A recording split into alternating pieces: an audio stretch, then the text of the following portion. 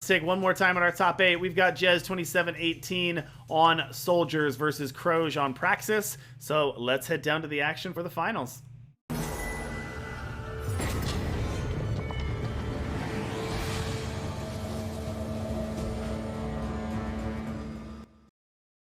All right, welcome everybody to the finals. We've got Jez at the bottom of your screen. We've got Kroge up at the top. Let's get moving. All right, keep for Jez. Yep, go ahead. Start from Jez 1, 2, 3, backed up by Manacles. Kroge has also good cards in this matchup. Searing Strike is great against units it can kill, which sounds kind of circular about removal, but it's free if you like. Kroge can just take out Jez's whole board this turn, and I expect them to. Yeah, that's pretty powerful. Yeah, double Searing Strike, pretty good card. That's going to take out both of them. And hey, if you're the one that's getting beat down on the draw, being able to take out both your opponent's units on turn 2 is pretty strong. And Javon can just block. Well, Argar's technique changes that a bit. Oh, and yeah, Vicious Overgrowth just deals with it. So, Jez gets a nice 2-for-1 out of this Crusader. The timing of that draw is always weird. It kind of feels jarring to not see the draw animation until after the damage. Yeah.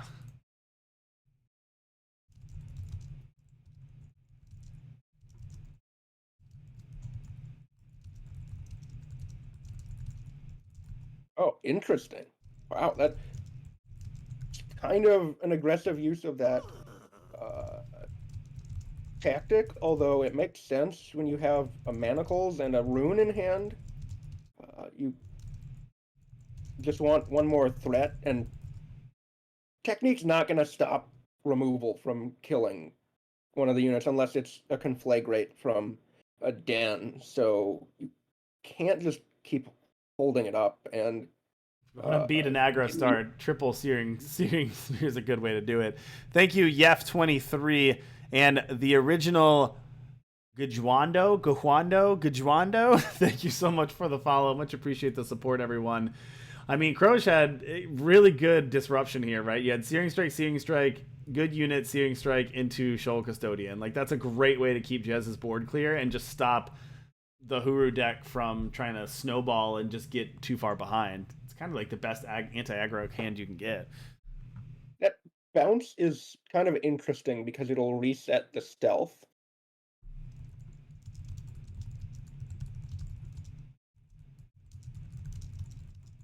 Yeah, now Jez gets a 2-2 and can play out. Well, Manacles. Yeah, the Manacles can do it. Oh. Or Argo. That's even better. That's better. That's a Manacles with a unit with a 3/3 attached. All right. And I wonder if 2-2. Yeah, that. Well, I guess if Kroge is spending their entire turn to activate the blueprint, you get to block 1, they draw 2 cards. You're probably fine with that if you get to attack in for 10. Look at this aggressive play here. Making that attacking with those 1/1s. Draw some more cards, get another Shoal Custodian, and an Inferno Den. Inferno Den probably less good here than it was against the Feln deck, but still very solid card. Yeah, I expect the Manacles. Well, I expect an attack and then Manacles.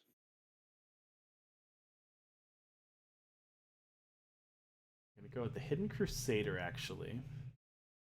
Hidden Crusader and Iron Priestess, so gonna go wide. Trying to set up lethal next turn. Yeah. Setting up lethal next turn. Now those Shoal Custodians come back, but we know that we have the Manacles here to take care of those. Here's Azrog Streetbreaker, 6/4 tandem, deal 4 damage to an enemy. Take care of that Argo, get that out of here.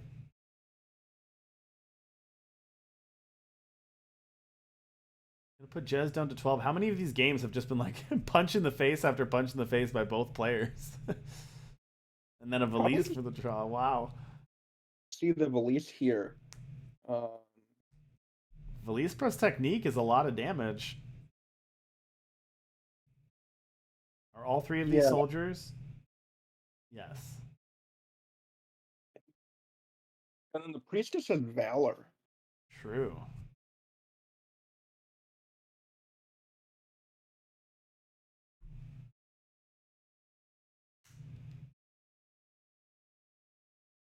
I think one decision that might have made this more difficult for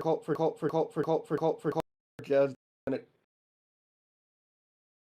at Manacles earlier.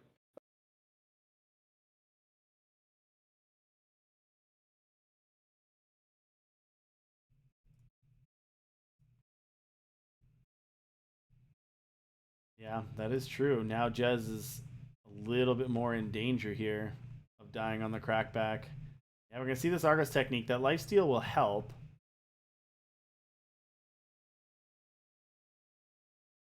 That'll be 5. I'm going to put Kroge down to 3.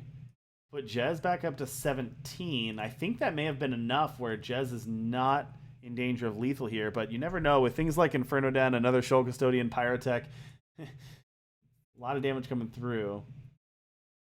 Pyrotech's going to take care of the Valise. That means no more Overwhelm next turn. We probably see a Shoal Custodian. Yeah, Shoal Custodian going to put that back. Now the Manacles is not game over. Jez almost needs to like rebuild a board a little bit here. Yeah, probably we'll start with a Dovid and then play a Manacles. Yeah, Dovid Manacles or Dovid Priestess and then double Manacles next turn. Yeah, it depends on what the Dovid sees. If it's Or drew a Hidden Crusader. Maybe it's better to play. Okay, there's a Manacles. So we are going to play the Manacles this turn. Take out 3 and a 1/1. Okay. kind of interesting. What's the thought process for not taking 2 of the 4/3s? Trying to push through damage and be aggressive, but the 2/2 trading for 2/1/1s seems like this is a better play in the very short term, but I don't think the game's going to be short enough that that's better than like Yeah. Ooh. Well, it's not going to matter because here comes Hellfire Valkyrie off the top. 8 attack Hellfire Valkyrie. Not going to matter. That's just going to deal 3 to the face, and that Valkyrie is just going to deal. What was that 11 damage by itself that turn? yeah. Yeah. Not much Jez can do about that. That was a good one. So Kroge going to take that one. Whew. That hit hard. Turns out that Valkyrie, it's really hard. So you still got to play that out. I mean, Jez, I like Jez thinking through the plays and lining up what victory could be there, but sometimes you just can't beat the top of the deck there. So well played by Kroge to put that life total so low. It's interesting. There's so much math going on here because it's so much about playing out those, counting the windows and what's the numbers and how much damage can I take back on the crackback and how much can I push through. All right, well, they're ready already, so let's jump down to game 2. So Kroge was our winner of game 1. 1 game away from the Invitational. It's probably a keep from Jez just because of the Dovid.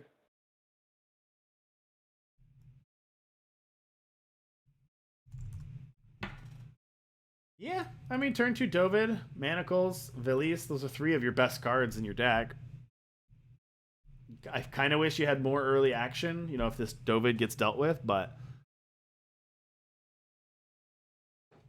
Dovid will find more action. True. There's so many 3 or less cost soldiers that it can draw. Darley showing up just in time for the party, fashionably late as always. Hidden Crusader, well, Dovid into Hidden Crusader is a pretty good one too. Found your 3-drop. And I said we needed another unit. We needed some more action, and then Darley into back-to-back Hidden Crusaders. That'll do it. Yeah, probably just play out a Crusader now and to hide the pause. Yep.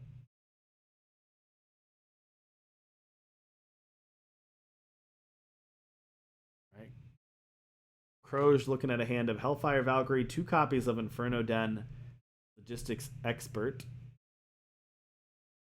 Another Dovid, so talk about action. Jez sure drew the action this game. Probably just a Valise. I guess I could also see Yeah, let's just Dovid. slam that Valise and get moving. This is 8 overwhelm damage already. Yeah, discard the Daruli. It's low impact. Power could do something important. Not Kroge down to 13 and draw an Iron Priestess off the stealth trigger there.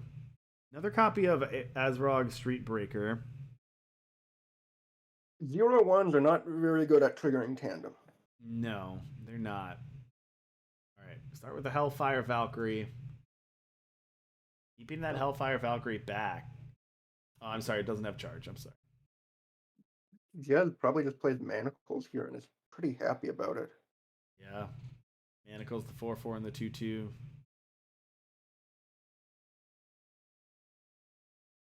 This is a big attack. Oh man, with the Valise too. So that's 10 damage coming through. 10 overwhelm damage plus looting. Plus, if you wanted to Argos technique, you can go 13 damage. Oof. So much. Valise just pushes through so much damage. And you still get to play more out this turn. Second copy of Dovid. Well, we've seen both decks do similar things, just on the opposite ends of the spectrum here. But yeah, so Jez had that draw and just completely dominated that one. Gonna tie that up 1 game apiece. So it's all gonna come down to this. We're already at game 3 of the finals to determine the winner. Is it gonna be Praxis Mid or is it gonna be Huru Soldiers? We'll have to see. Also feels like we're gonna get some play draw. Unfortunately, we don't get to control who's played draw, so it's gonna be purely random. But I'm sure both of these players would love to be on the play for this last one. Yeah, for sure. I think it matters a bit more for Jez than Kroge because of the searing strikes. They can help Kroge get back from being on the draw, but Jez doesn't have similar mechanisms. Looks like Kroge is going to be on the play for this critical game 3. Keeping a hand of 3 power, a Houndmaster, a Searing Strike, and Logistics Expert, and Azrog. So not a bad hand there for Kroge, has both development and interaction. Jez has Darli into Ursa Squadron, into Vicious Overgrowth, and Valise. So no Dovid, but other than that, a pretty decent hand. Be shocked to see Vicious Overgrowth just taking out one of the 0/1s to slow things down.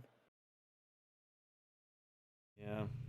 Again, you mentioned this, though. The awkwardness with the O1s and the tandem has definitely come up a couple times.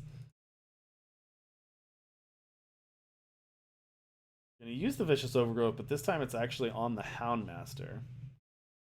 Shoal Custodian off the top. Gonna double up the cost of the Argos technique. Crusader is not great at blocking. 4/3 are going to see a power. No. Yeah, I can't really block this 4/3 very well.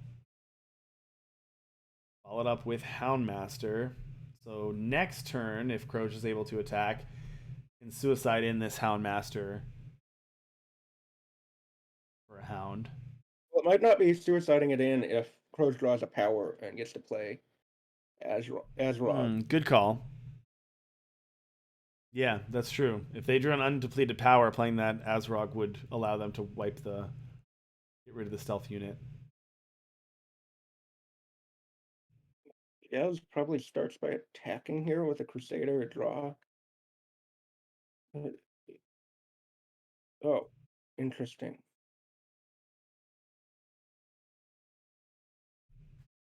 Start out with the Squadron and pass, keeping Argos technique up. Now, Kroge does have perfect information, knows the Argos technique is in hand. Yeah, which makes holding it up not as enticing as it might But be. is going to suicide in this attack, though. This actually gets to eat the Shoal Custodian, right? That gets to eat the Shoal Custodian.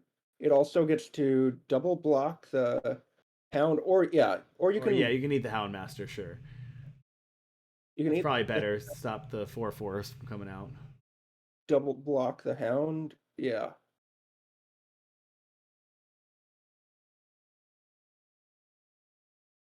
All right, so not bad blocks there for Jez. Going to be able to gain 4 health and eat the Houndmaster. Ooh, second up of Argo's technique. Kroge does not know about this one. Don't know how Jez is ever going to beat that Azrog. It deals 4 to the Crusader.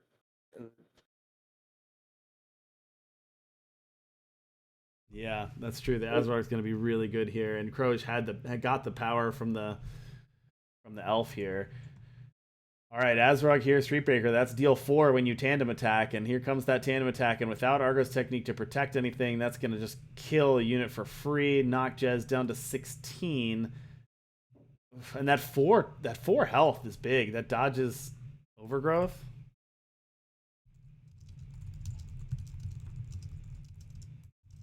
Yeah, Jez needed to draw manacles. Is maybe they Argo's technique into some soldier that answers things.